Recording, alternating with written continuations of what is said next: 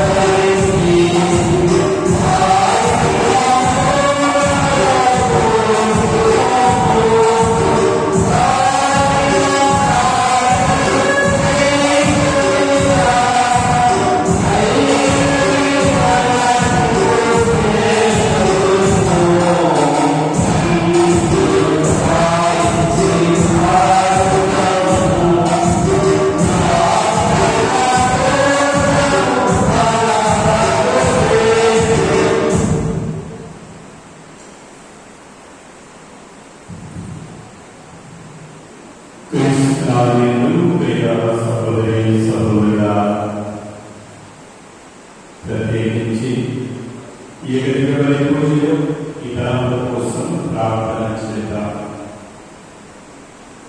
రాజున్న హరితారాన్ని పుట్టినరోజు జరుపుకుంటున్నాడు. దేవుడు వీరి దీవించాలని, మంచి ఆరోగ్యం, జ్ఞానం దయచేసి కుటుంబంలో అందరికీ దేవుడు చేసిన మేలుకు అర్పిస్తుండగా, ముఖ్యంగా వారి కుటుంబంలో ఆరోగ్యంతో దేవుడు కాచి కాపాడాలని, అదేవిధంగా ఇది భవిష్యత్తును దేవుడు దీవించి ఆశ్రయించి కాపాడాలని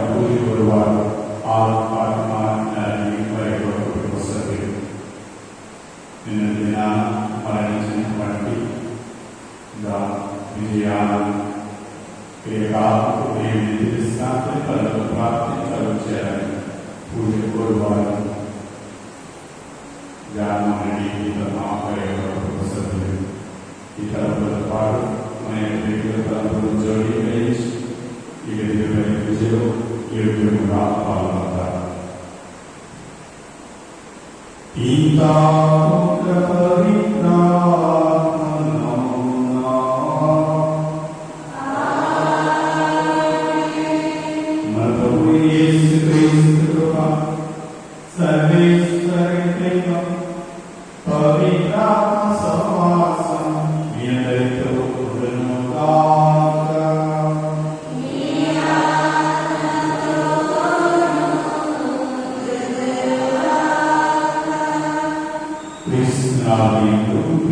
సహోదరి సహోదరుల సభ ఈనాడు పెంతెకోస్తు ఆదివారం మహోత్సవాన్ని కొనియాడుచున్నది.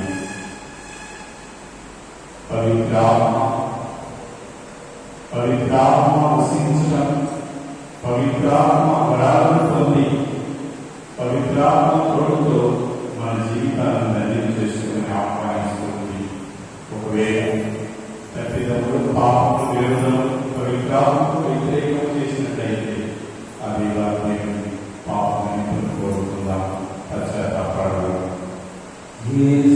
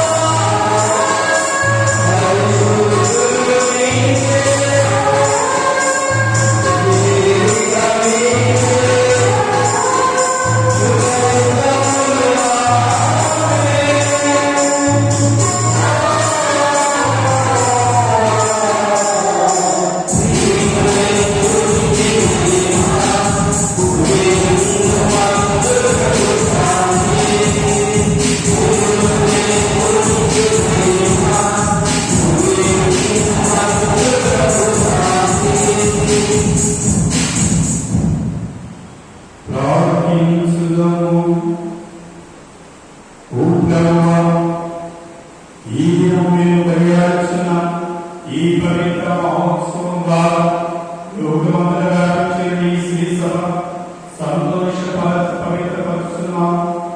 లోకమంతా ఈ పవిత్రాత్మ వరముతో పోయేవాడు పవిత్రాత్మ ద్వారా సువార్త ప్రచారం ప్రారంభించిన దినం నీవు దయచేసి నమ్మక వలన నేను నీ విశ్వాసం కూడా నీతో పవిత్రాత్మ జీవించాలి. మా ప్రభువు నీ కుమారుడు యేసుక్రీస్తు ద్వారా ఈ వరం చేయించున్నాము.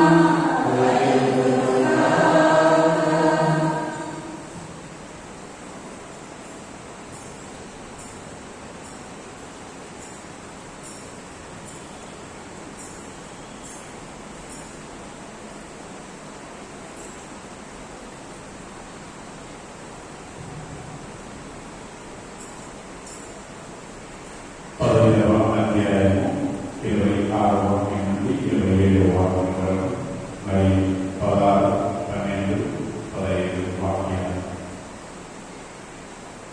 యేసు తన శిష్యులతో ఇట్లనెను, నేను తండ్రి వద్ద నుండి మీ యొద్దకు ఓదార్చువాడు. తండ్రి యొద్ద నుండి వచ్చు సత్య స్వరూపుడకు ఆత్మ వచ్చినప్పుడు ఆయన నన్ను గురించి సాక్ష్యమిచ్చును.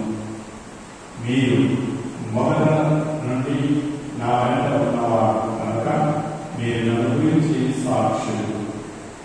నేను మీకు ఒక విషయంలో చెప్పవలసి ఉన్నది, కానీ ఇప్పుడు మీరు వారిని గ్రహించలేదు. అయినా సత్యస్వరూపుడు ఆత్మ వచ్చినప్పుడు మిమ్మల్ని సంపూర్ణ సత్యమును నడిపించును. ఆయన తనంతా తాను ఏమీ కోరిపక తాను వినిన దానినే బోధించును, జరగబో విషయంలో మీకు తెలియచేయను.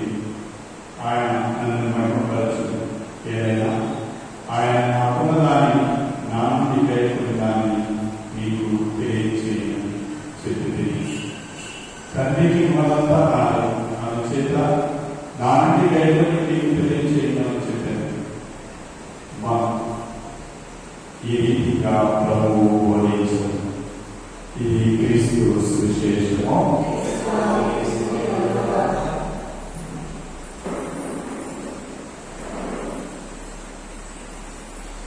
కళ్ళు మూసుకొని ప్రారంభించిన వాక్యాన్ని ధ్యానించుకున్నాను. వాక్యం ద్వారా దేవుడు మనతో ఏమి మాట్లాడుతున్నాడు, వాక్యం ద్వారా దేవుడు మనతో ఏమి సెలవిస్తున్నాడు, వాక్యం ద్వారా మనం నడిపించాలి. ఆ ప్రభుని ప్రార్థన చేద్దాం. యేసువా వందనం, యేసువా స్తోత్రం, యేసువా ఆరాధన. తండ్రి వందనం, తండ్రి స్తోత్రం, తండ్రి ఆరాధన. హల్లెలూయా, హల్లెలూయా. పూర్వ వేదంలో యూదుల పండుగలు ఎన్నో ఉన్నాయి. వారిలో పాస్కా పండుగ, పెంతెకోస్తు పండుగ, గుడారాల పండుగ అత్యంత ప్రముఖమైనది, ముఖ్యమైనది. ముచ్చటగా ఈ 3 పండుగలు యూదులు ఏటేటా వైభవంగా, సంతోషంగా, ఘనంగా జరుపుకుంటారు. ఈ యూదులు తప్పగా జరుపుకునే ఈ పండుగలు యెరూషలేము పట్టణానికి సుమారు 20 మైళ్ళ దూరం నుండి మగవాళ్ళంతా కూడా తప్పనిసరిగా ఈ నగరానికి వచ్చి ఈ ఉత్సవంలో పాల్గొనాలి అనేది వారి యొక్క శాసనం. అయితే సాంప్రదాయంగా పాలస్తీనా దేశంలోని నలుమూలల నుండి, చుట్టుపక్కల నుండి కూడా ప్రజలు తండోపతండాలుగా రావడం, ఆ యెరూషలేము చేరడం, ఈ 3 పండుగలు ఎంతో వైభవంగా, అర్థవంతంగా చేసుకోవడం ఆనవాయితీగా వచ్చింది. ఈ పండుగ పుట్టుపూర్వాల క్లుప్తంగా మనం తెలుసుకోవాలని ఆలోచించినట్లయితే, ప్రారంభంలో ఇది వ్యవసాయ పండుగలు. యేసువా వందనం, యేసువా స్తోత్రం, యేసువా ఆరాధన. పాడి పంటల పండుగలు, లేకపోతే పంటకాలము మనకు వచ్చే ధాన్యమైన, లేకపోతే దేవుడు ప్రసాదించే ఆ నవధాన్యాల పండుగలని కూడా చెప్పాలి. పాస్కా పండుగ లేదా పులియని రొట్టెల పండుగ అంటే కోతకాల ప్రారంభం. అంటే పంట వచ్చింది, కోతకాలము ప్రారంభమవుతుంది. ఆ దినంలో కొనియాడే ఆ గడియనే ఈ యొక్క పండుగ, ఈ పాస్కా పండుగ కోతకాల ఆరంభంలో వస్తుంది. అలాగే పెంతెకోస్తు పండుగ అంటే కోతకాలం 7 వారాలు సాగిపోయి ఆ పంట, గోధుమ పంట కానీ ఇతర పంట కోత ముగిసిన తోటనే దేవునికి కృతజ్ఞతగా జరుపుకునే పండుగ. అంటే ఆ యొక్క పంటలో వచ్చిన ప్రథమ ఫలం, మొదటి ఫలాన్ని దేవునికి సమర్పించేది, లేకపోతే కృతజ్ఞతగా దేవునికి తన యొక్క కానుకలించేదే ఈ యొక్క పెంతెకోస్తు పండుగ. యేసు వందన, యేసు స్తోత్రం, యేసు ఆరాధన. చివరిగా ఉగాది పండుగ. ఇది ఆ పంట కోసిన తర్వాత ఆ పంటను ఇంటికి తీసుకెళ్ళాలి వాళ్ళు. కాబట్టి అక్కడ గుడారాలు వేసుకొని కాపలా కాసి ఆ కోపంతా ముగిసిన తర్వాత ఆ పంటనంతా ఇంటికి తీసుకుపోయిన తర్వాత, ఇల్లు చేరిన తర్వాత దేవునికి కృతజ్ఞతగా సమర్పించడమే ఈ గుడారాల పండుగ. యేసు వందన, యేసు స్తోత్రం, యేసు ఆరాధన. కాలక్రమేణా ఇది వారు ఏం చేశారంటే ఈ రక్షణ చరిత్రకు వర్తింప చేసుకున్నారు. అంటే ఇది ఈ యొక్క విశ్వాసపరమైన సత్యానికి అన్వయింప చేసుకున్నారు. పాస్కా పండుగను ఇశ్రాయేలు ప్రజలు ఐగుప్తు దాస్యం నుండి విముక్తి చెందినది ఆ పండుగనే పాస్కా పండుగ అని. పెంతెకోస్తు పండుగ ఇజ్రాయేల్ ప్రజలు ఐగుప్తు దేశం నుండి తరలి వచ్చిన తర్వాత దాదాపు 50 రోజులు సినాయి పర్వతం మీద ఉన్నారు. ఆ ప్రాంతం ఎడారులు పోతున్నారు, అక్కడ ఉన్నారు. అక్కడ ప్రభువు మోసేతో వారికి అనుమతించాడు. ఆ అనుమతించిన గడియలనే ఆ సినాయి పర్వత సంఘటనే పెంతెకోస్తు పండుగగా వర్గీకరించారు. అందుకే ఈ గుడారాల పండుగ అంటే ప్రజలు పాలస్తీనా దేశం నుండి వెళ్ళిన తర్వాత, అంటే ఎడారిలో సంచరిస్తున్నారు. ఆ ఎడారిలో సంచరించేటప్పుడు అక్కడక్కడ స్థావరాలు ఏర్పాటు చేసుకోవాలి, గుడారాలు ఏర్పాటు చేసుకుని బస చేయాలి. ఈ గుడారాలు ఏర్పరచుకునే ఈ విధానాన్ని వారు ఈ గుడారాల పండుగగా వర్గీకరిస్తూ ఆచారంగా భావిస్తూ ఉన్నారు. యేసు వందన, యేసు స్తోత్రం, యేసు ఆరాధన. మరి ఈ పండుగ పెంతెకోస్తు పండుగ లేకపోతే పరిశుద్ధాత్మ రాకడ, ఈ పండుగ మనం జరుపుకుంటున్నాం. దీన్ని ముఖ్యంగా మనకి ఏమి బోధిస్తుంది, ఏమి చూస్తుంది? ఇక్కడ పరిశుద్ధాత్మ క్రీస్తు ప్రభు యొక్క వాగ్దాన ఫలాన్ని చెప్పారు. ప్రభు అంటాడు, నేను నీకు బోధించినవన్నీ వాగ్దానాలన్నీ నెరవేరుతాయి, సత్యమని మీ జీవితంలో నెరవేరుతుందని తెలియజేసే మీ యొక్క ఆధారకర్తే పవిత్ర ఆత్మ. యేసు వందన, యేసు స్తోత్రం, యేసు ఆరాధన. ఇంకొక గడియ కూడా ఉంది. ఇది పాస్కా కాలపు చివరి ఆఖరి ఆదివారం కూడా చెప్పారు. ఈ కాలంలో పాస్కా కాలం ముగుస్తుంది, సామాన్య ఆదివారంలో ప్రవేశిస్తారు. దీని యొక్క పరమార్థం లేకపోతే లక్ష్యం మనం గ్రహించాలంటే ఇందులో క్రీస్తు ప్రభు యొక్క మరణం దాగి ఉంది, క్రీస్తు ప్రభు యొక్క ఉత్థానం దాగి ఉంది, క్రీస్తు ప్రభు యొక్క మోక్షారోహణాన్ని సూచిస్తుంది. అలాగే ఆత్మస్వరూపుడైన పవిత్రాత్మ వేయించేసి వచ్చుటను రూపీకరిస్తుంది. ఇక్కడ శ్రీ సభ ఆవిర్భవించిన రోజని కూడా చెప్పాలి, మాటలు చెప్పాలి. ప్రారంభమైన కారణం పేతురు ఆత్మస్వరూపుడే ప్రసంగించినప్పుడు 3000 మంది అమ్మాలని జ్ఞాన స్నానము పొందారని మనం వాక్యాన్ని చూస్తాం. అపోస్తలుల కార్యములు 2వ అధ్యాయము 14వ వాక్యాన్ని చదువుకుంటాం. అప్పుడు పేతురు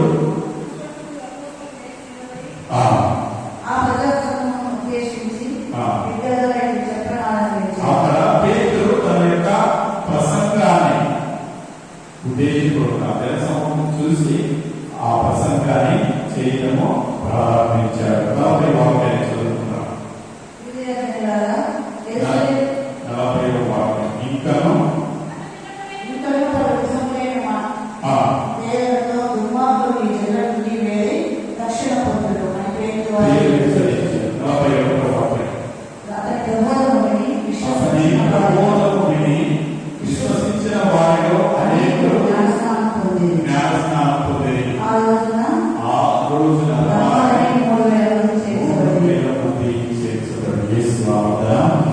యేసువా స్తోత్రం, యేసువా ఆరాధన. ఇది సూచకం, తెలుసుక ప్రారంభం. లేకపోతే ఈ యొక్క ప్రారంభ దశలో దేవుడి ఏ విధంగా ఇదిగో ఘనమైన కార్యాలు చేస్తున్నారు. జ్ఞానస్థానం పొందిన క్రైస్తవులుగా ఏర్పడ్డారు అక్కడ.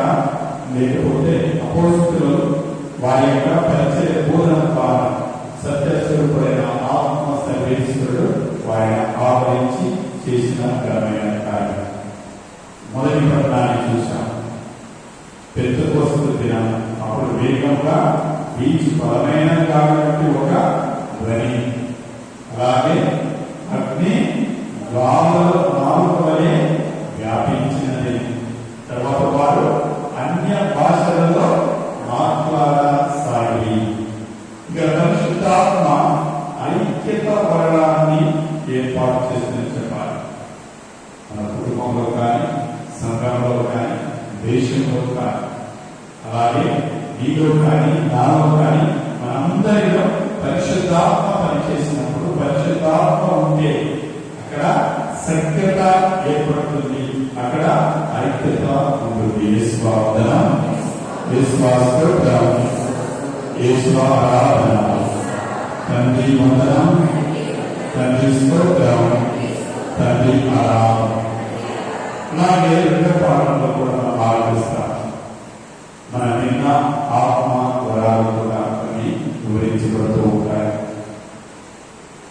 మనం ఆ వాక్యాల్లో మనం ధ్యానించినట్లయితే దేవుడు అపారమైన వరాలను అందరికీ కూడా ఒక్కొక్కరికి ఒక్కొక్క వరాన్ని ఇస్తారు.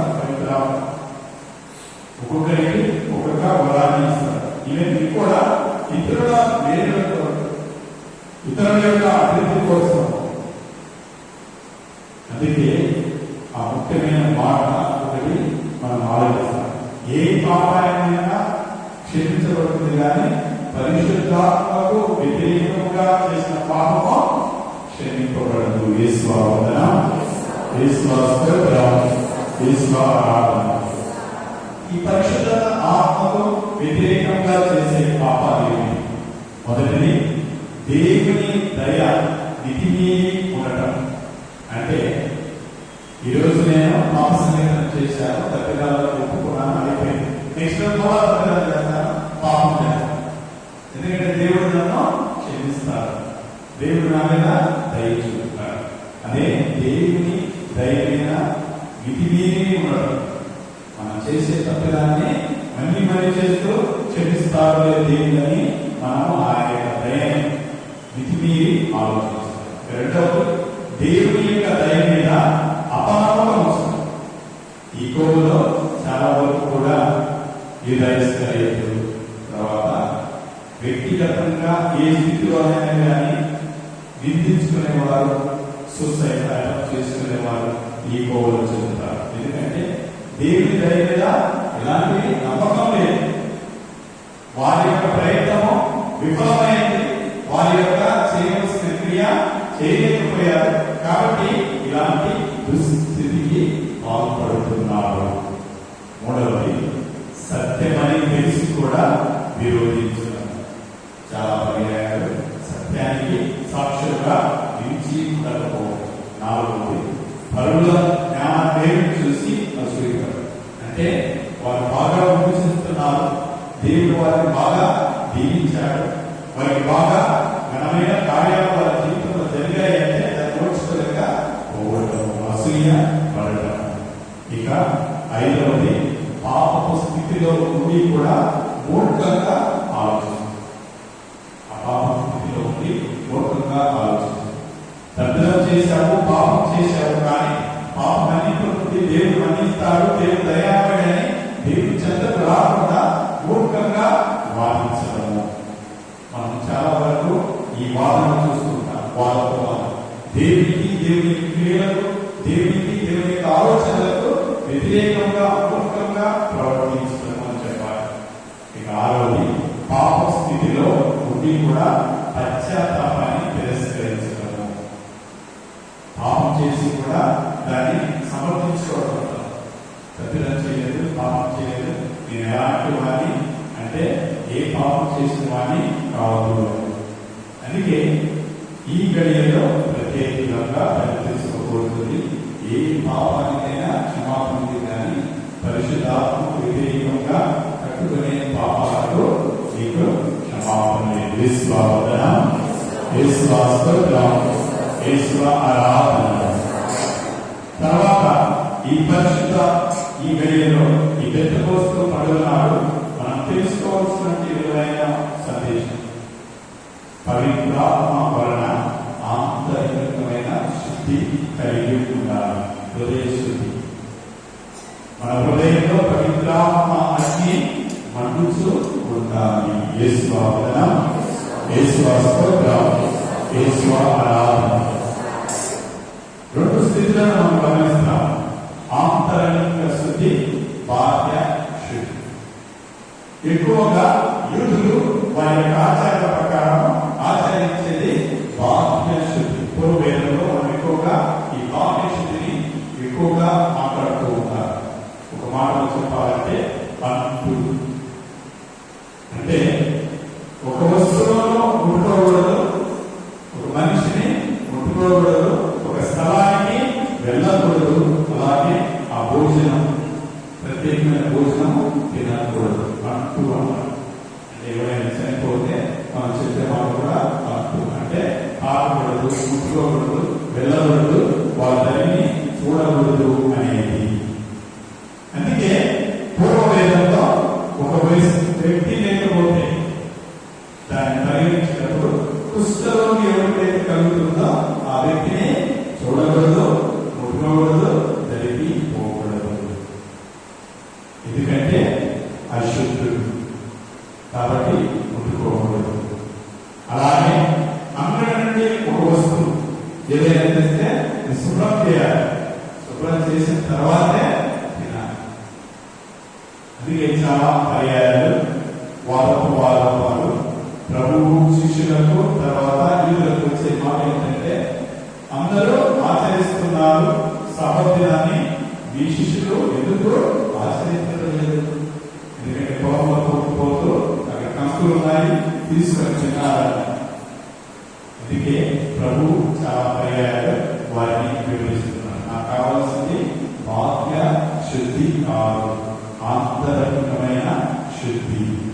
అందుకే ఈ కోవలో మన పూర్వవేదంలో చూసినట్లయితే నిప్పు లేకపోతే అగ్ని అనేది పవిత్రాత్మను సూచిస్తుంది. మనము పరిశుద్ధ వాక్యాన్ని చూసాం. పెద్దపోస్తున్నాడు పవిత్రాత్మ అగ్ని రూపంలో అపోస్తలపై వేడి చేసి వచ్చినదని ఆలోచించాం. అదే విషయాన్ని పూర్వవేదంలో కూడా చాలా పర్యాయాలు వివరిస్తూ ఉన్నారు. వాళ్ళు అర్పించే బలి అనేది ఆ బలిపీఠం మీద నిప్పు ఎప్పుడు కూడా మండుతూనే ఉండాలి, అది ఆరిపోకూడదు. కారణం అది ఆత్మస్వరూపమైన దేవునికి చిహ్నం, దేవుని యొక్క సన్నిధానానికి చిహ్నం. అందుకే ఎప్పుడు కూడా ఆ బలిపీఠం మీద ఆ నిప్పు మండుతూనే ఉంటుంది, ఆరిపోదు. అందుకే ఆ పవిత్రాత్మను రుజువు చేస్తుంది. పునీత పౌరుడు రోమిలకు రాస్తూ చాలా చక్కని వాక్యాన్ని చదివిస్తున్నారు. రోమిలకు రాసిన పత్రిక 12వ అధ్యాయం 1వ వాక్యాన్ని చదువుతున్నారు. రోమిలకు రాసిన పత్రిక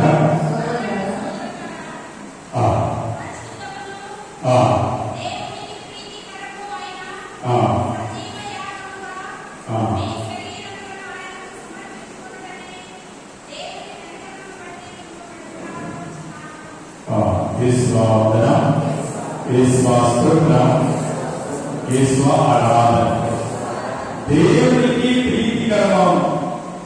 ఆయన సజీవ యాగముగా ఈ శరీరములను ఆయనకు సమర్పించుకున్నాడు.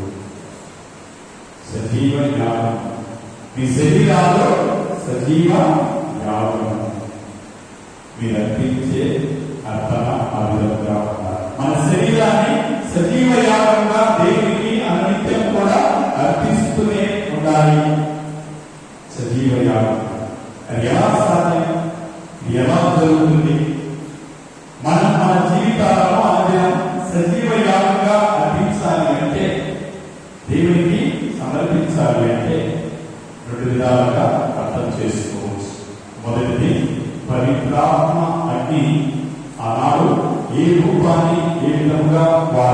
యూదులు పరిగణించారని గ్రహించారు. పూర్వవేదంలో బలిపీఠం పైన ఉన్న పవిత్రాత్మని, యేసు బలిపీఠం పైన ఉన్న పవిత్రాత్మని, మన దేవాలయంలో ఈ పీఠం పైన ఉన్న ఈ పవిత్రాత్మ, ఈ బలిపీఠం నిరూపణ పవిత్రాత్మకు చిహ్నము రుజువు చేస్తుంది. అది మన హృదయంలో ఆ పవిత్రాత్మని మండుతూ ఉంటారు. ఆనాడు వారు అర్పించిన బలి అర్పణ ఏ విధంగా అయితే అగ్ని ఆ బలిపీఠం మీద ఉంటుంది. క్రీస్తు ప్రభు శిలువలో ఆ బలిపీఠం మీద అర్పించిన అర్పణ తను తాను తన యొక్క రూపాన్ని సర్వం కూడా దేవునికి అర్పితం చేసుకుంటూ పవిత్రాత్మ అగ్నిలో ఆయన సమర్పించుకున్నాడు. అదేవిధంగా ఈనాడు మనం చేస్తున్న ఈ బలియాగం కూడా దానికి నిదర్శనమే, దానికి ప్రతిరూపమే. కాబట్టి ఈ బలిపీఠం మన హృదయాలకు వర్తించుకోవాలంటే, మన జీవితాలతో వర్తించుకోవాలి అంటే మన జీవితానికి మన హృదయమే బలి పీఠము. ఆరాధన. ఈ బలిపీఠం పైన పవిత్రాత్మ అగ్ని ఎప్పుడు కూడా రగులుతూనే ఉండాలి, ఎప్పుడు కూడా ఆరిపోదు. ఆ అగ్ని ఎప్పుడు ఆరిపోదు. అలాంటి మండుతున్న ఆ పవిత్రాత్మ మన హృదయంలో, మన జీవితంలో ఉంటే, కొనసాగితే మన జీవితాలు, మనము దైనందిక జీవితము సంతోషంగా, ఆనందంగా, దేవునికి ప్రీతికరంగా, యోగ్యంగా ఉంటుంది.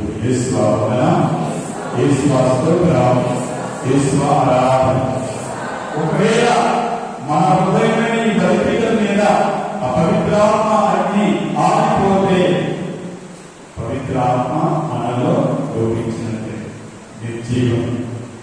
ఆ అగ్ని ఆరిపోతుంది, మన దైనందిక జీవితం కూడా దుర్బలమైనది, ఎప్పుడు కూడా రగులుతూ ఉండాలి. ఇక రెండో మాట, మన బలహీనతను ఈ పవిత్రాత్మ అగ్నిలో గ్రహింప చేయాలి, బాష్పం చేయాలి. ఈ పవిత్రాత్మ అగ్నిలో మన యొక్క బలహీనతలను గ్రహింప చేయాలి, బాష్పం చేయాలి. బలహీనత అనేది ప్రతి ఒక్కరిలో కూడా ఉంటుంది. అందరికీ బలహీనతలు ఉన్నాయి. మన జీవితం సక్రమంగా కొనసాగాలి అంటే, లేకపోతే సాఫీగా ఉండాలంటే మన బలహీనత ప్రతి దినం అన్నింటిని కూడా పవిత్రాత్మ అగ్నిలో గ్రహింపజేయాలి, భాషణం చేయాలి. ఎలాంటి బలహీనతలు, ఎలా ఆ బలహీనతను గ్రహింప చేయాలి పౌరు భక్తులు చాలా చక్కగా మనకు వివరిస్తూ ఉంటారు. గళతీయులకు రాసిన పత్రిక 5వ అధ్యాయం 19వ వాక్యం. గళతీయులకు రాసిన పత్రిక,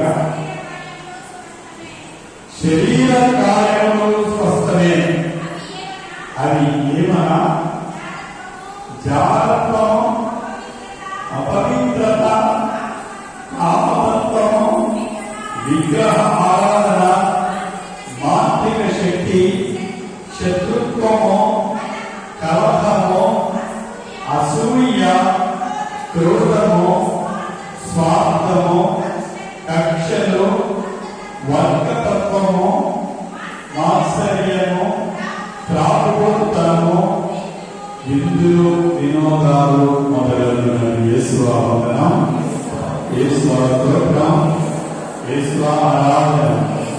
తండ్రి వందనం, తండ్రి స్తోత్రం, తండ్రి ఆరాధన.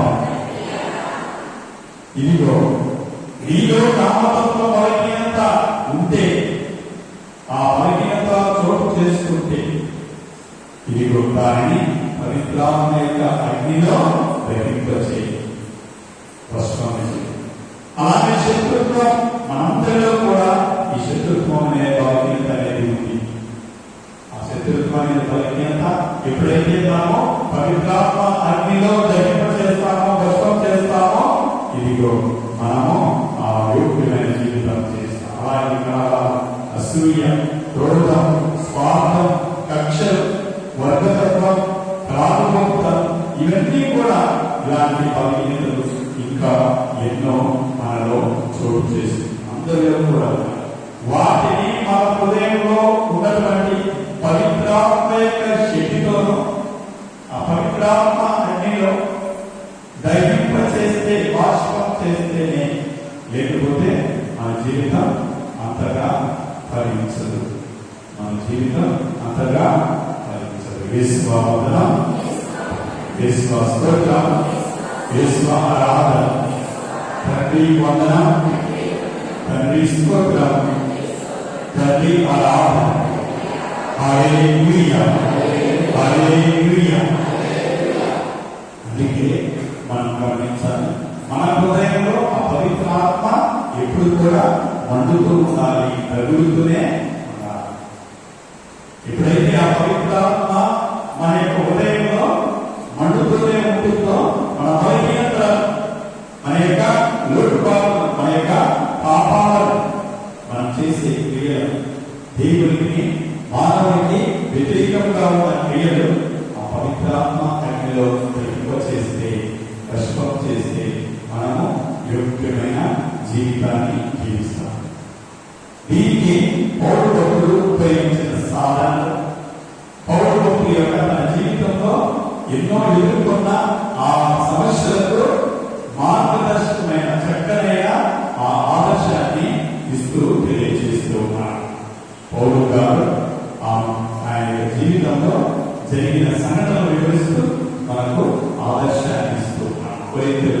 మొదటి కొరింథీయులకు రాసిన పత్రిక 9వ అధ్యాయం 27వ వాక్యాన్ని చూద్దాం. మొదటి కొరింథీయులకు రాసిన పత్రిక, నేను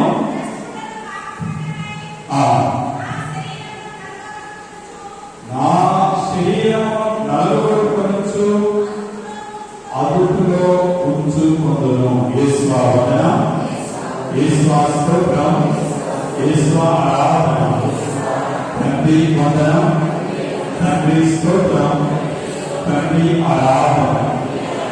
పౌరు భక్తుడు ఉపయోగించిన సాధన, ఆయన యొక్క జీవితంలో ఎదుర్కొన్న సమస్య నుండి ఒక ఆదర్శమైన మాటను పలుకుతున్నాను. నేను భ్రష్టులను కాకూడదనుకుంటున్నాను, నేను భ్రష్టులను కాకూడదనుకుంటున్నాను. అందుకే నేను చేయవలసిన పని, నేను చేసిన పని ఏంటి అంటే, నా శరీరాన్ని నేను నలగొట్టుకున్నాను. ఎందుకు? నేను దేవునికి అలా నా యొక్క స్థితిని అదుపులో ఉంచుకోవడానికి. యేసువా వందనం, యేసువా స్తోత్రం, యేసువా ఆరాధన. నా శరీరాన్ని నలగొట్టుకున్నాను పూర్తిగా, నా శరీరాన్ని అదుపులో ఉంచుకుంటున్నాను. కారణము, నేను భ్రష్టుడు కాకుండా. మనము ఎంతమంది ఇలా చేయగలం? మన యొక్క బలహీనతలు కానీ, స్వార్థం కానీ, కోపాన్ని కానీ, శత్రుత్వం కానీ నలగొట్టుకొని జీవించగలం. ఎందుకంటే దేవునికి మన యొక్క స్థితిని పోగొట్టుకోకుండా, భ్రష్టుడు కాకుండా ఉండడానికి, మంచి జీవితాన్ని జీవించడానికి ఏ విధంగా మనం సిద్ధపడగలం? మన జీవితంలో ఆత్మ నడిపింపు ఏ విధంగా ఉంటుంది? అందుకే పౌరు భక్తుడు ఆయన ఆదర్శాన్ని ఇస్తున్నారు.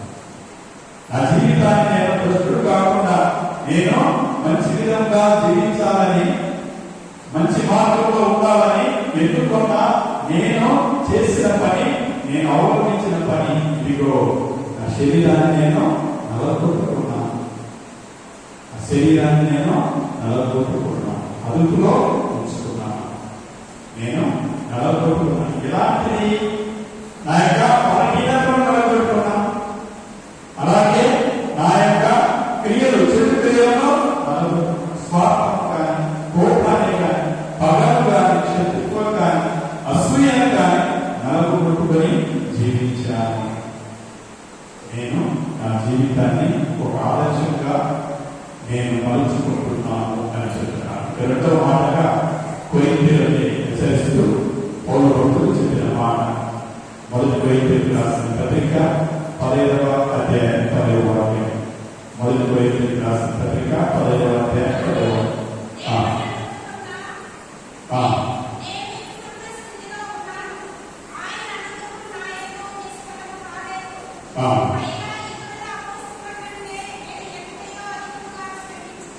ఆ, ఆ. దేవుని యొక్క కృపలు. యేసు వందనం, యేసు స్తోత్రం, యేసు ఆరాధన. దేవుని అనుగ్రహం నేను ఎప్పుడు ఉన్న స్థితి, ఆయన అనుగ్రహం ఆయనతో నిష్ఫలము కాలేదు. ఆయన యొక్క అనుగ్రహం ఎప్పుడు కూడా నేను ఎప్పుడు కూడా దాన్ని పోగొట్టుకోలేదు. ఆయన కృప ఆయనలో ఫలించింది. ఆయన ఎప్పుడు చెప్పారు? ఆఖరి దశలో, చివరి దశలో ఆయన ఎన్నో కష్టాలను అనుభవించాడు, బాధలు అనుభవించాడు. జీవిత సత్యాలు తెలుసుకున్న తర్వాత పలికిన మాట, దేవుని యొక్క కృప వల్ల నేను పూర్వ స్థితిలో ఉన్నాను. ఆయన కృప. అందుకే మాట చెప్పారు, చాలునయ్యా నీ కృప నాకు. చక్కనైన మాట చెప్పడానికి ఆయన తన జీవితాంతం కూడా కష్టపడ్డాడు, బాధలు ఎదుర్కొన్నాడు. చివరిగా నీ కృప నాకు చాలు.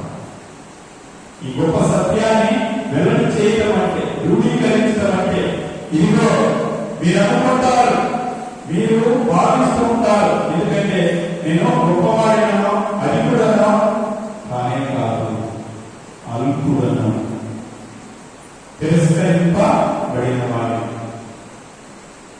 మూర్ఖుడను, దుర్మార్గుడను, దూషకుడను, వంచకుడను. ఎందుకంటే క్రైస్తవులుగా పిలువబడే వారిని క్రీస్తు అనుచరుడు నేను హింసించాను, దూషించాను, చంపాను.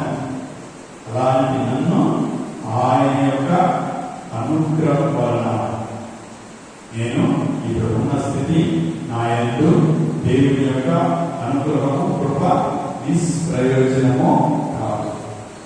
ఆయనకు అనుగ్రహం కానీ ఆయన కృప నిష్ప్రయోజనం కాదు. మన జీవితంలో కూడా మీరు తెలుసుకోవాలి. చాలా పర్యాలు, చాలా సందర్భాల్లో మనము మన యొక్క జీవిత అనుభవాలు, కష్టాలు కానీ బాధలు కానీ ఎదురైనప్పుడు ఆ కష్టాలకు, బాధలకు లొంగిపోయి దేవుని కృపను చూడలేకపోతూ ఉంటాం. దేవుని అనుగ్రహాన్ని పొందలేకపోతూ ఉంటాం. దేవుడు చేసే ఘనమైన కార్యాలను గమనించలేకపోతూ ఉంటాం. పౌరులు తిమోతి కూడా హెచ్చరిస్తూ మాట పలుకుతున్నాం. 2వ తిమోతికి రాసిన పత్రిక 1వ అధ్యాయం 7వ వాక్యం. 1వ అధ్యాయం దేవుడు మనకు పీడితనము గల ఆత్మను ఇవ్వలేదు.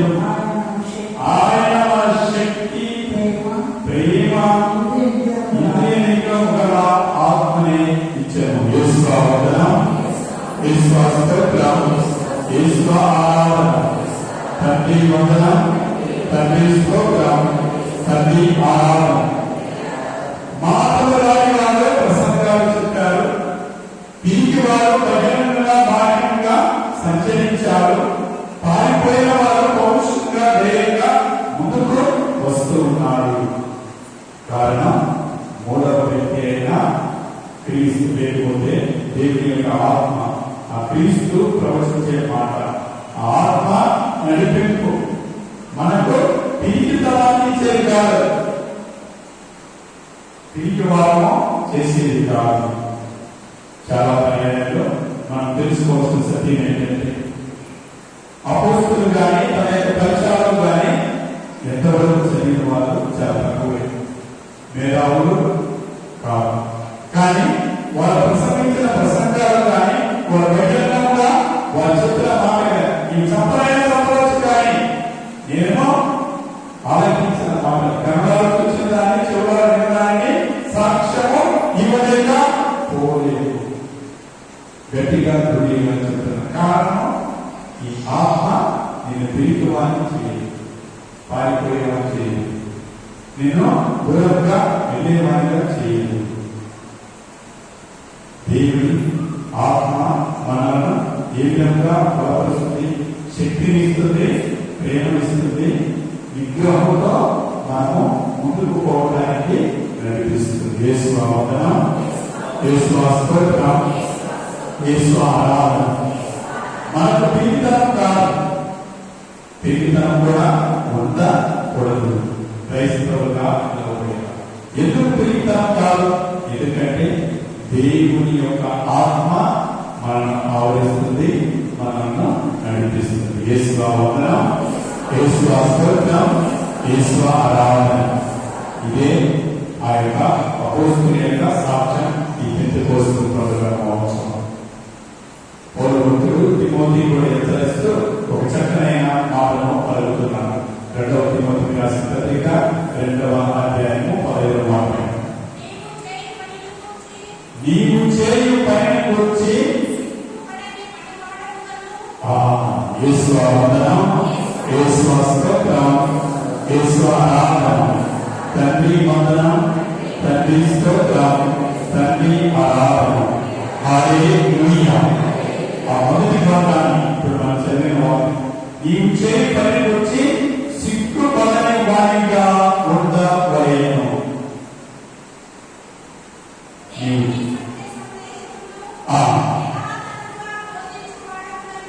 నీవు దేవుని దృష్టిలో నీ జీవితాన్ని దేవునికి ఆమోదంగా ఉండాలి అంటే నువ్వు చేయవలసిన పని ఏమిటి? నీవు చేసే పని సిగ్గుపడే విధంగా ఉండకూడదు. చాలా పర్యాయాలు, చాలా సందర్భాల్లో మనం తెలుసుకోవచ్చు. మన క్రియలలో కానీ చేసే పని సిగ్గుపడదు. చేసే పనిని సిగ్గుపడే విధంగా మనం మన క్రియల ద్వారా నిరూపించకూడదు. ఆ పనిని చేసినప్పుడు సిగ్గుతనంతో కాదు, కానీ చేసిన పని వల్ల సిగ్గుపడే విధంగా ఉండకూడదు. ఆ పనిలో మనము సఫలీకృతం కావాలి. అంటే మన యొక్క క్రియ వల్ల కానీ, మన యొక్క జీవితం వల్ల కానీ మన తల్లిదండ్రులు, బంధువులు సిగ్గుతనంతో ఉండదు, సిగ్గుపడే విధంగా ఉండకూడదు, వ్యర్థముగా ఉండదు, తలెత్తుకొని తిరిగే విధంగా ఉండాలి, గెలిపించే విధముగా ఉండాలి. ఇతరులు మన గురించి మాట్లాడినప్పుడు కానీ, ఇతరులు మన గురించి ఆలోచించినప్పుడు కానీ వారి హృదయంలో ఎలా ఉండాలి? దేవునికి స్తోత్రం చెప్పే విధంగా ఉండాలి. ఈ క్రియను బట్టి, ఈ వ్యక్తిని బట్టి, లేకపోతే ఈ వ్యక్తి యొక్క ఆ విశ్వాసాన్ని బట్టి, జీవితాన్ని బట్టి దేవునికి వందనాలు అర్పించే విధంగా ఉండాలి. ఎంతో మంది నాకు సదాయిస్తుంటారు, ఈ అబ్బాయిని చూస్తే, ఈ అమ్మాయిని చూస్తే చాలా మంచిది అని మనము ఎప్పుడు చెప్తాము? ఆయన యొక్క క్రియల ద్వారా, ఆయన యొక్క జీవిత విధానం ద్వారా ఎంతో మందికి మనకు మార్గదర్శనం అవుతూ ఉంటారు. కాబట్టి కళ్ళు మూసుకొని ప్రార్థన చేద్దాం.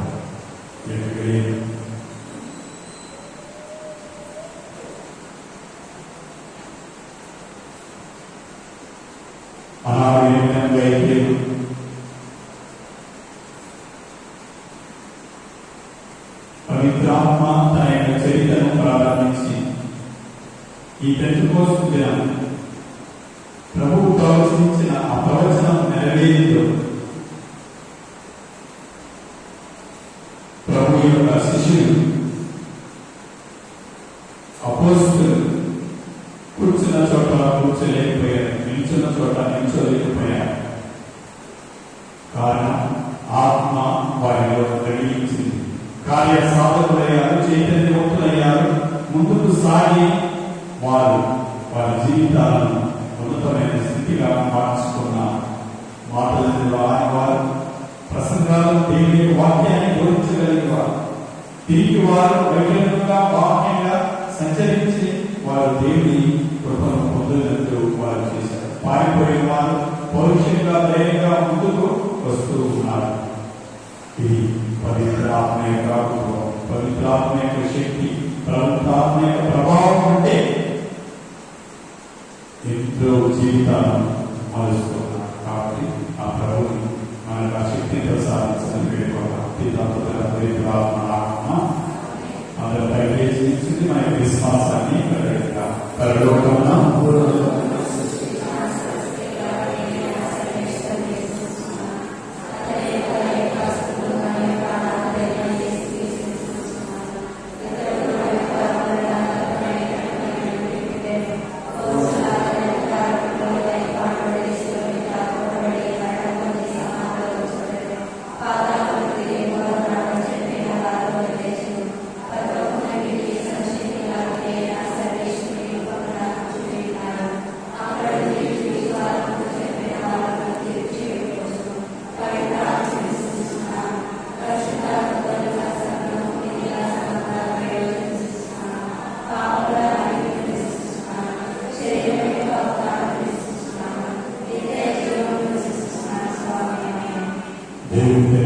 ఇక్కడ గుడి మనందరం పవిత్రాత్మచే పోషింపబడి నడిపింపబడాలి.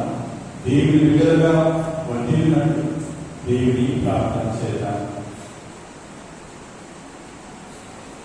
క్రీస్తు కోసం ప్రార్థన చేద్దాం. ఓ ప్రభువా, ఈ యొక్క ఆత్మ ఈ క్రీస్తును పోషించే విధంగా క్రీస్తు దేవమైన ఈ శిక్ష బోధన ద్వారా, ఉపదేశం ద్వారా, సాక్షిభూతమైన జీవితం ద్వారా ఈ పవిత్రాత్మ వరంతో నిర్మించబడి సర్వ మానవాళికి ఈ బోధనలు జరిగే విధంగా ఈ యొక్క పాలకులైన మా మాస్టర్ గురువులను, మా పీఠాధిపతులను, గురువులను, కన్యాస్త్రీలను అందరినీ దీవించడం.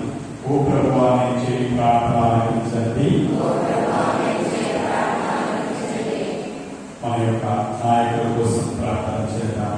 క్రైస్తవ జీవితం జీవిస్తున్న నాయకుల కోసం ప్రార్థన చేద్దాం. ప్రభు యొక్క అడుగుజాడలో వారు నడుస్తూ విశ్వసనీయతను, సృజనాత్మకతను, పవిత్రాత్మ శక్తి ప్రభావితులై ఆ దైవ ప్రజలను కూడా అదే భాగంలో పోషించినట్లు, నడిపించినట్లు వారి శక్తిని ప్రసాదించడం. ఓ ప్రభువా, నేను చేయి ప్రార్థన ఆలకించండి. శాంతి కోసం ప్రార్థన చేద్దాం. ఓ ప్రభువా, నీ యొక్క పవిత్రాత్మ పంపను, నీ యొక్క పవిత్రాత్మ వెలుగులో జ్ఞాన వరముతో అందరిపై ప్రసరిత చేయండి. ఉన్నటువంటి విభేదాలు, విభజనలు, అలజడులు, మానవ మోహాలను తొలగించండి. నీ చిత్తమైతే నీ ఆత్మతో నీకు వారిని నడిపించాలి. ఓ ప్రభువా, నేను చేయి ప్రార్థన ఆలకించండి. మన సంఘం కోసం ప్రార్థన చేద్దాం. మనమందరం మన యొక్క జీవితాలను పవిత్రాత్మ పొందాలి, పవిత్రాత్మతో నింపబడాలి. మనలో ఉన్న విభేదాలు, కలహాలు ఆ పవిత్రాత్మ అగ్నిలో దహింప చేయాలి. చీకటిని తొలగించి క్రీస్తుని అనుసరించే కృపను మనకు ఆ పవిత్రాత్మ నడిపింపు వరాన్ని పొందుకుంటాం. మన యొక్క జీవితాలను ఎంతో మంది ఆర్థిక ఇబ్బందుల వల్ల సన్నమవుతున్నారు. ఉద్యోగ రీత్యా ఉద్యోగ అవకాశాల కోసం సన్నమవుతున్నారు. అదేవిధంగా పెళ్లి వయసు వచ్చిన వారి కోసం, ఆ వివాహ అంతస్తు కోసం చాలా వరకు ప్రయత్నాలు చేస్తున్న విఫలమవుతున్నారు. దేవుడు ప్రతి ఒక్క కుటుంబంలో జరిగే ప్రతి ఒక్క క్షోభను ఆ పవిత్రాత్మ సర్వేశ్వ నడిపింపుతో వారి శక్తిని ఓర్వనవలసింది, శక్తిని ఆ బలను ప్రసాదించి దేవుని వరంలో నడిపించమని ఓ ప్రభువా, నేను చేయి ప్రార్థన ఆలకించండి.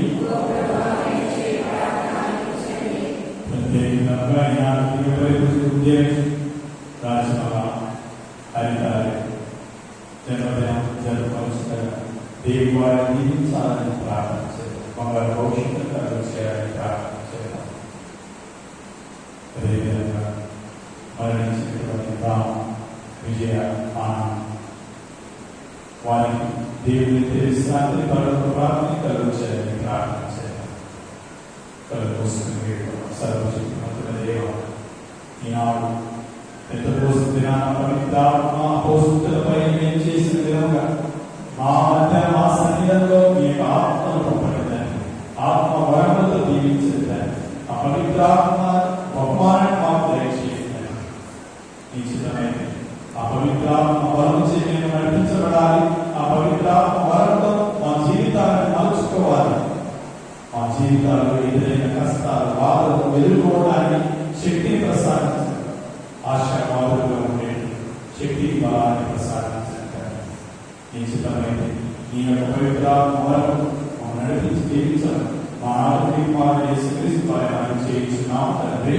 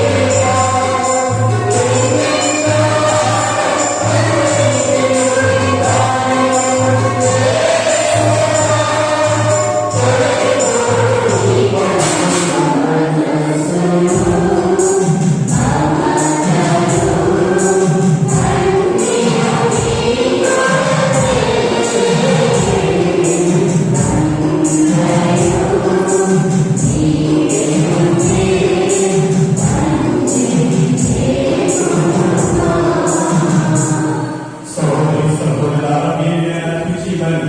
సర్వశక్తుడైన సర్వేశ్వరునికి ప్రీతికరమునట్లు ప్రార్థించండి.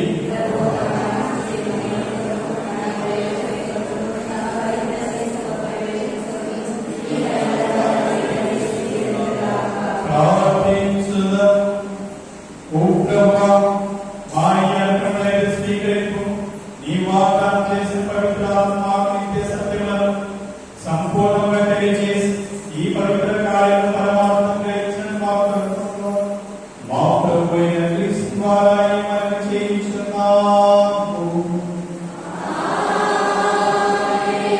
ప్రభువు మీతో ఉండునుగాక.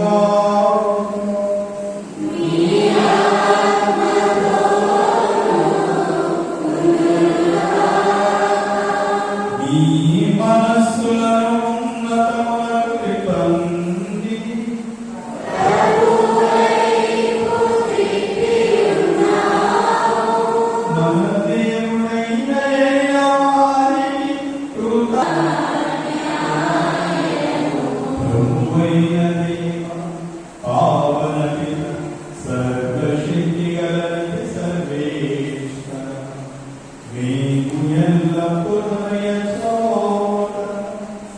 మేము మీకు కృతజ్ఞతవందనము చెల్లించుట యుక్తము, న్యాయము, రక్షణదాయకము. ఎందుకని నీవు పాస్కా పరమ లక్ష్యము నెరవేర్చి నీ కుమారుని ద్వారా నీ విడుదల ఎన్నికైన వారికి ఈరోజు నీ పవిత్రాత్మ ప్రసాదిస్తున్నావు. శ్రీ సభ ప్రారంభంలో ఈ పవిత్రాత్మ సమస్త ప్రజల దైవ జ్ఞానం వసిగి వివిధ భాషలు మాట్లాడు ప్రజలను ఐక్యపరిచింది. ఏ గణంతో ఒకే విశ్వాసంతో ప్రకటింప ఉపకరించింది. కావున దూతల సమేతమున మేము మీ స్థితిగానం చేయుట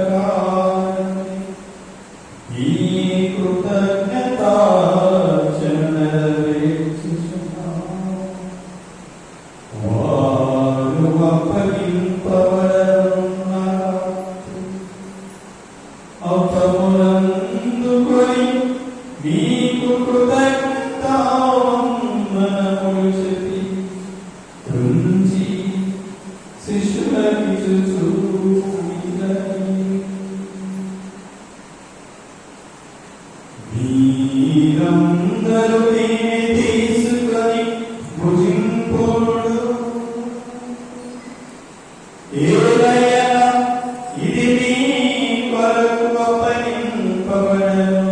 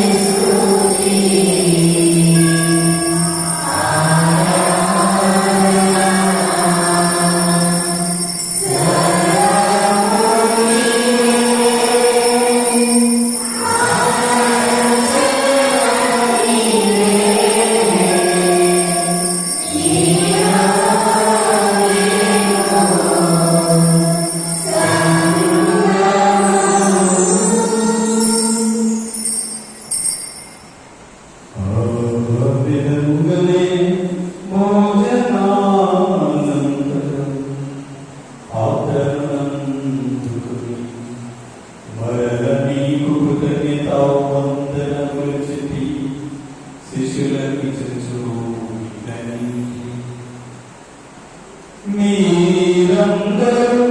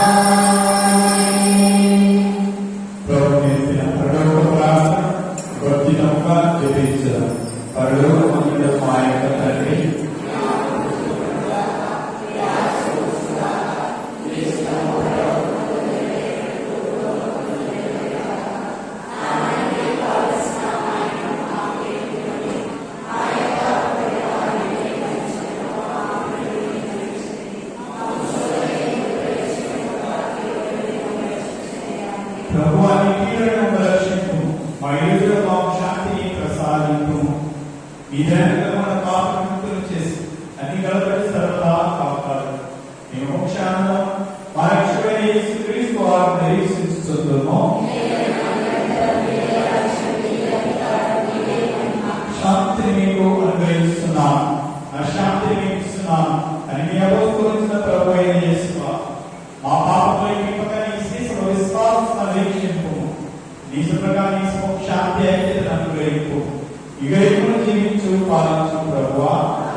ప్రభు యొక్క శాంతి సమాధానం ఎల్లప్పుడూ మీ అందరితో ఉండను గాక.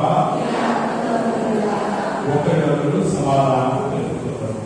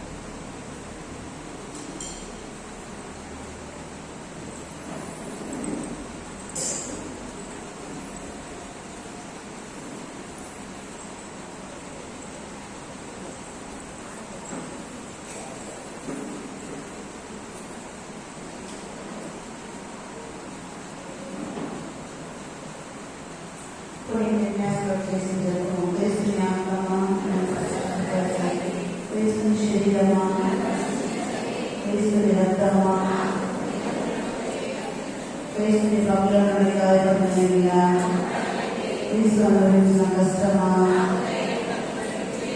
ఓ మంచి యేసువా నీ గాయాల లోపల నేను నిలబడినట్టు దుష్టశక్తుల చేతిలో దొరుకుతున్నట్టు నా మనసు నేనందు నన్ను మీ సన్నిధికి అప్పుడు మీ పుణ్యులతో కూడా ముగింపు కాలను పరిపూర్ణ ఫలములకు మహామృతంతో నేను మంచి చేసువ రాజు నేను దేవాసముఖంలో మోకాలను నిలిచి సాష్టాంగపడి నా చేతులను నా కాళ్ళను తొలిచినాను నా ఎంతను వేయించినాను అని దేవరాజు వచ్చి పూర్వకాలమందు దావీదు దీర్ఘదర్శి వచ్చిన దానిని నేను జ్ఞాపకపరచుకొని దేవాలయ గాయలను భక్తి పట్టుదలతో దుఃఖంతో నా అంతరంగమును విచారించి తలకు చేసిన సమయంలో దృఢమైన విశ్వాసము నమ్మిక దేవుని సుఖతత్వమైనను నా పాపము ఇది నిజమైన నమస్కారము వాటి దూరం దృఢమైన ప్రతిజ్ఞను నా హృదయపరమోదయింపబడినని నా మనసు చేసుగా దేవాన్ని నా అన్వేషమే నా ఆశతో ప్రతిమాని ప్రార్థించుతున్నాను. నిత్య గురునే మీ గురుని మీ పరిశుద్ధ హృదయం సురక్షితంగా ఉంచుకునండి. మీ పవిత్ర శరీరం తాగే వారికరంలో పాలనగా ఉంచండి. మీ మహనీయ రూపంలో చేపబడిన వారికరంలకు లోకమైన సౌకర్యంగా ఎల్లప్పుడూ పరిశుద్ధంగా ఉన్నట్టు చేయండి. మీ దురప్రేమ వారి అవకాశం నుండి కాపాడుగాక, వారి ప్రయత్నంలో ప్రవర్తనగాక, వారి పరిచయం వారు ఈ లోకంలో వారికి ఆనందము ఓరిపోయిన వసతి పరలోకంలో వారికి నిర్మాణం చిత్రించండి. పరలోకంలో మా యొక్క తండ్రి నామం పూజింపబడుగాక, మీ రాజ్యం వచ్చుగాక, మీ చిత్తం పరలోకము నెరవేరినట్టు భూలోకములో నెరవేరుగాక.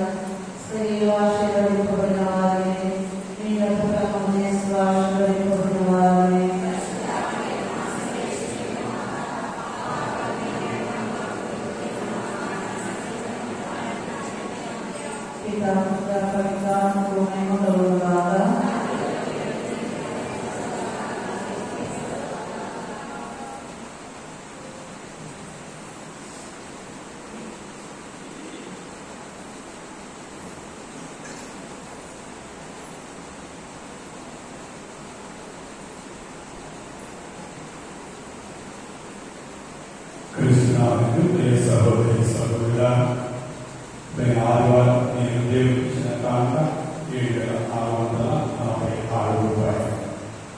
మరొకసారి తెలియజేస్తున్నాం. చిల్డ్రన్స్ క్యాంప్ ఈ యొక్క జూన్ మాసంలో 7, 8, 9 శుక్ర, శని, ఆదివారాల్లో జరుగుతుంది. ముఖ్యంగా ఈ చిల్డ్రన్స్ క్యాంపు అందరూ కూడా మీ యొక్క పిల్లలను సరైన ఈ సమయాలలో అనుకూలం చేస్తే పంపాలని అందరినీ కూడా కోరుతున్నాం. ప్రత్యేకించి ఇదివరకే మీకు తెలియజేస్తున్నాం. ఎంతో మంది సహకరించారు. ఈ సంవత్సరం కూడా అడిగిన వెంటనే కొంతమంది ముందుకు వచ్చారు. పిల్లలకి ఒకరోజు బ్రేక్ఫాస్ట్ స్పాన్సర్ చేయడానికి బాలరాజు బ్రేక్ కుటుంబం ముందుకు వచ్చారు. అలాగే దాన్ని 1000 రూపాయలు ఈ పిల్లల నిమిత్తమై స్పాన్సర్ చేస్తున్నారు. ఇంకా ఎవరైనా కానీ ఈ 3 దినాలు 7, 8, 7వ తారీఖు భోజనము మధ్యాహ్నం, సాయంత్రం, 8వ తారీఖు బ్రేక్ఫాస్ట్, భోజనము సాయంత్రం, ఉదయం, మధ్యాహ్నం, సాయంత్రం భోజనాలు. అలాగే 9వ తారీఖు ఉదయం బ్రేక్ఫాస్ట్. ఎవరైనా స్పాన్సర్ చేయాలనుకున్న వారు ముందుకు రావాలని ఆశిస్తున్నాం. అలాగే పిల్లలకి మీకు తగ్గట్టు తోచిన పెన్ కానీ, నోట్బుక్స్ కానీ, అలాగే వివిధ రకాల ప్రైజులు కూడా ఇవ్వడం జరుగుతుంది. కాబట్టి మీకు తోచిన విధంగా ఈ యొక్క చిల్డ్రన్స్ క్యాంప్ స్పాన్సర్ చేయడానికి ముందుకు రావాలని ప్రేమతో ఆహ్వానిస్తూ చివరి ప్రార్థనకై పిలిచించున్నాం.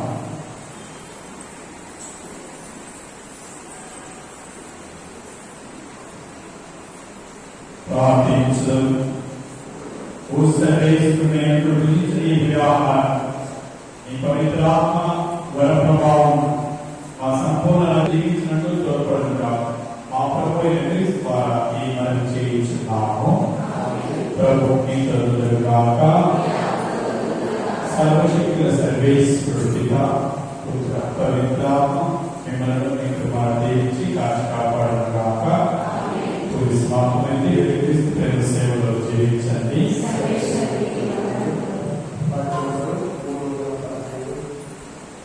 Oh